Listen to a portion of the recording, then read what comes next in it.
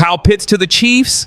The NFL just got a whole lot scarier. The rumors are flying, and they're getting louder by the minute. Kyle Pitts, the generational tight end talent with unmatched athleticism, is on his way to Kansas City.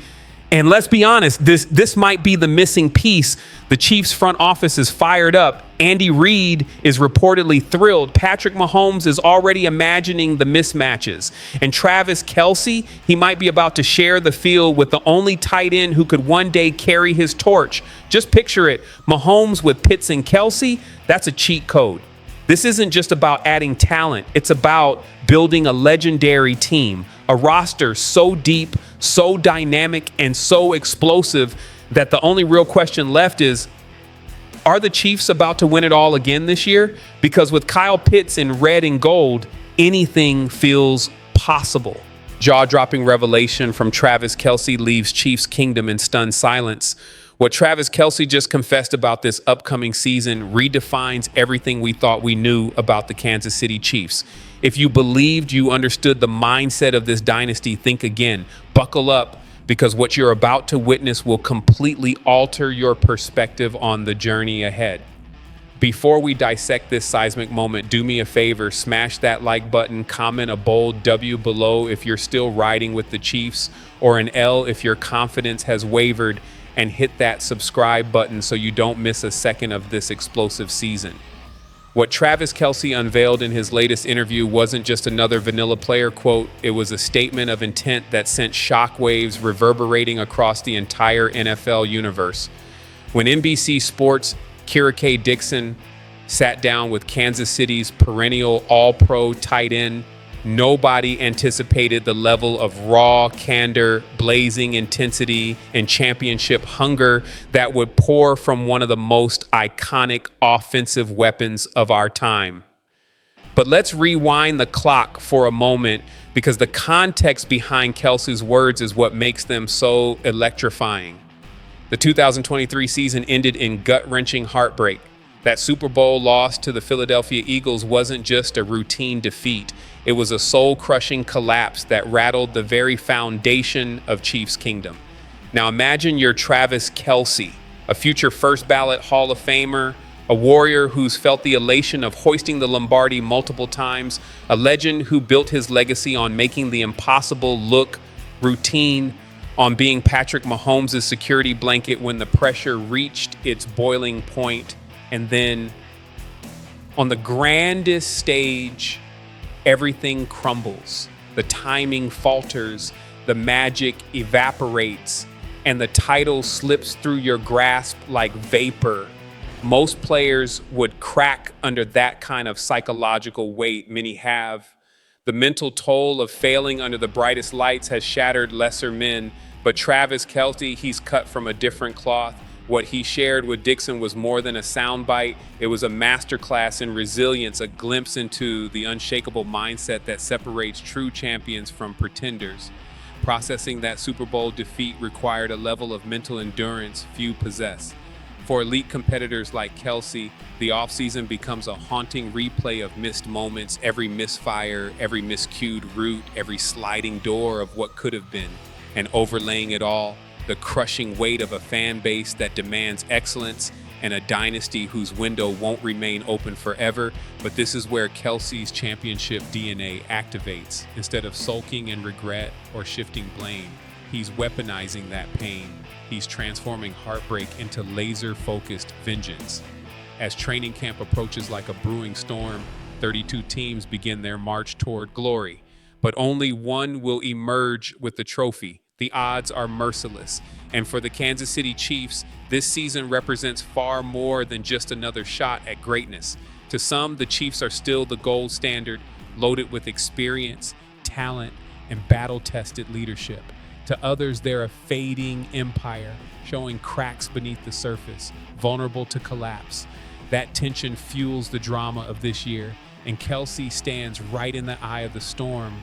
When Dixon asked about his goal for the season, Kelce didn't sugarcoat it. No diplomatic dodge, no polished PR spin, just a fierce declaration. Obviously, just win the Super Bowl. That word obviously carries the weight of 1,000 games. It's not arrogance, It's a declaration of intent from a man who knows what greatness demands. It's the creed of a warrior who's tasted both glory and grief and now sees anything less than a title as failure. But Kelce didn't stop there. He followed with a line that speaks volumes about his drive. We made it all the way to the dance, and I just got to finish. That's the difference. Not just hoping, not just showing up, but finishing. The hunger, the accountability, the urgency, it's all there. Chiefs Kingdom, pay attention. This isn't just a comeback story. This is a redemption arc forged in fire. This declaration acknowledges not just the agony of falling short, but the raging hunger to finish the mission. The phrase, just gotta finish, isn't some casual remark. It reveals that to Travis Kelce, last season's Super Bowl appearance wasn't a crowning accomplishment. It was unfinished business that demands completion. This is the championship mentality that distinguishes legends from those merely content with reaching the stage. Pause and reflect on the mental toughness required to embrace that viewpoint. For most athletes, just making it to the Super Bowl is a monumental achievement, a season to be proud of, a platform to build from.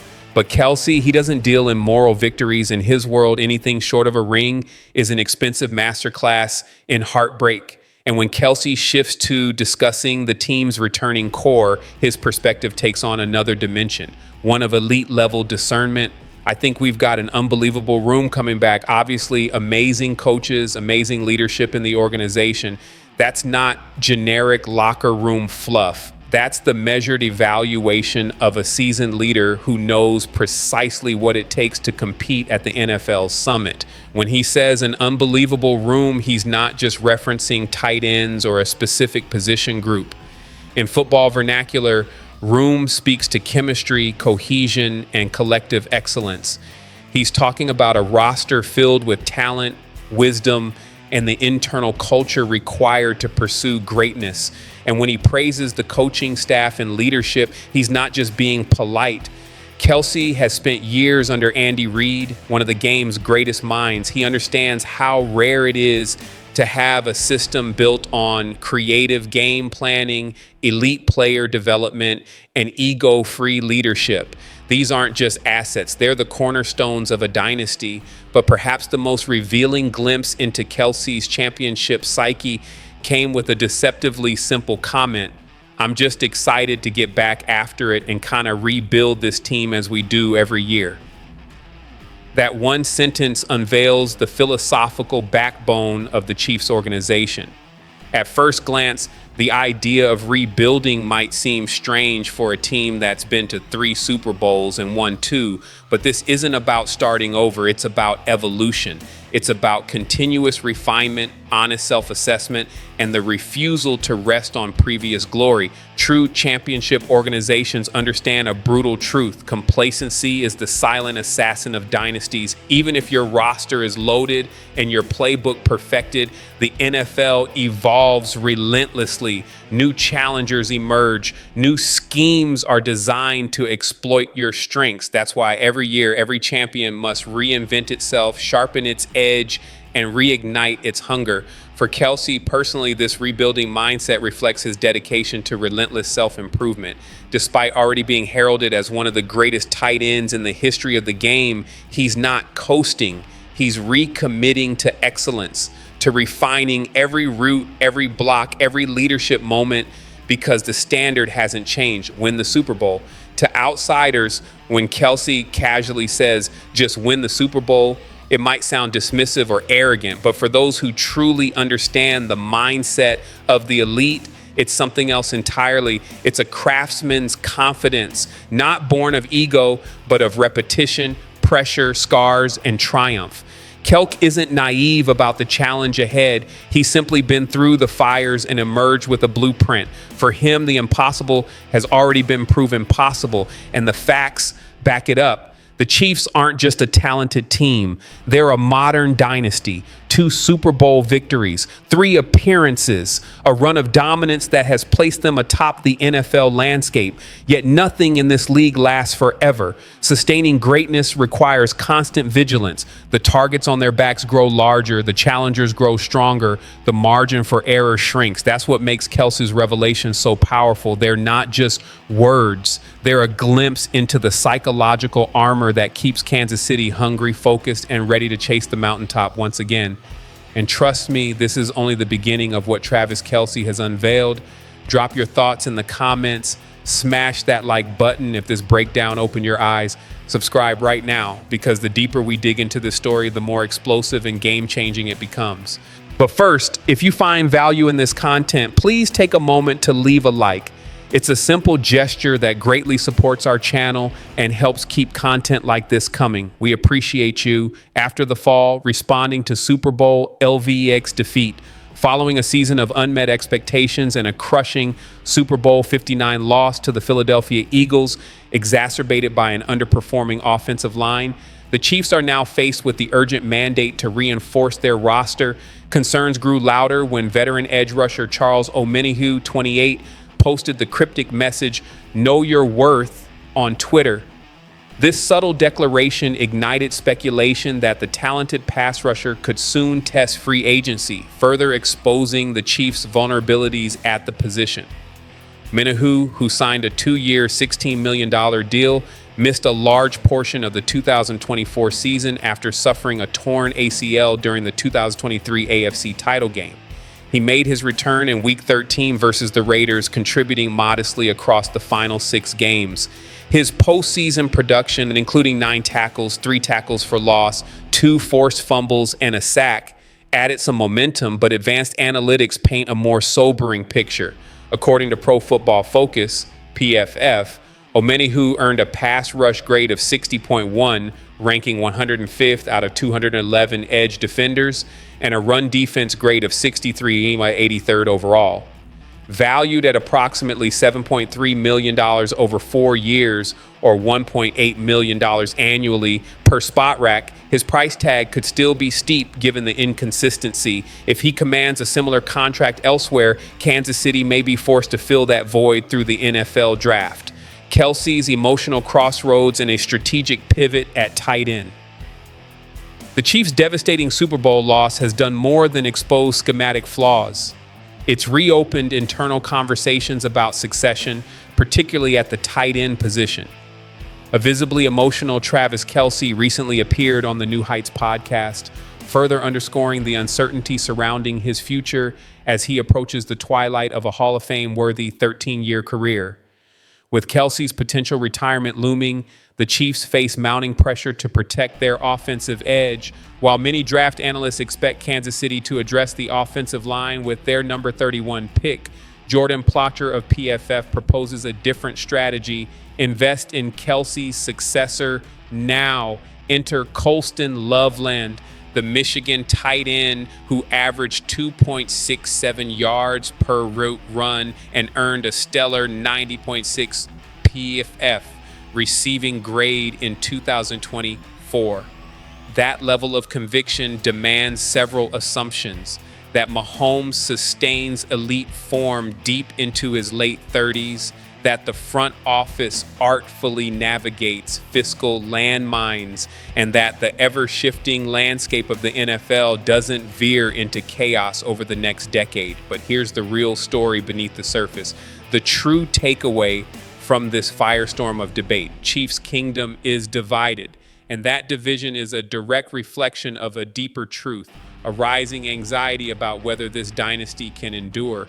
When you win at the highest level, a different pressure takes root. Not just the expectation to win, but to repeat, to surpass, to sustain.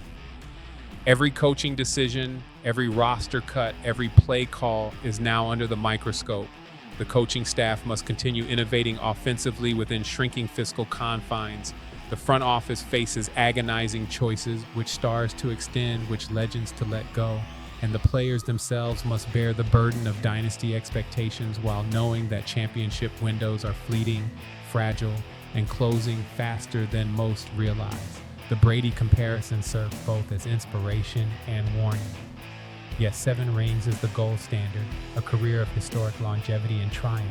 But even Brady required optimal rosters, organizational genius, and some fortunate timing across 2 franchises. His late career run with Tampa Bay proves both sides right. You can win into your 40s if you're great enough, but you must be surrounded by a championship infrastructure, or it doesn't matter. Y'all better strap in, because what I'm about to reveal is going to send shockwaves through the entire NFL universe. This ain't your run-of-the-mill locker room chatter. This is championship tier drama that's got me fired up and locked in. Stay with me until the very end, because I'm dropping some cold, hard truth that every single Chiefs fan needs to hear. Drop a W in the comments if you still believe in the kingdom. Drop an L if you think the dynasty is slipping. And don't forget to smash that subscribe button while you're at it. Now listen closely, because what we've got brewing in the NFL right now has more plot twists than a primetime thriller.